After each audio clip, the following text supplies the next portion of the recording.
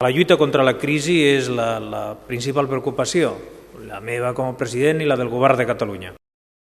El president Montilla i els ajuntaments donen el tret de sortida als plans d'ocupació locals que donaran feina a 25.000 aturats.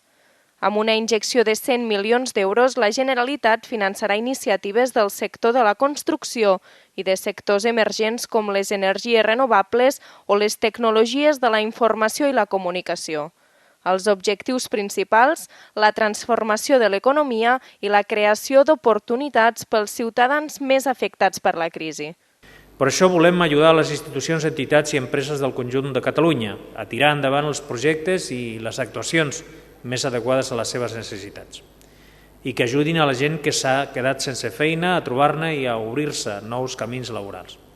El govern ha signat l'acord amb la Federació de Municipis de Catalunya i l'Associació Catalana de Municipis. En aquest sentit, el president Montilla ha destacat que aquest és l'esperit que ha de fer possible que ajuntaments i govern treballem colze a colze en benefici dels ciutadans.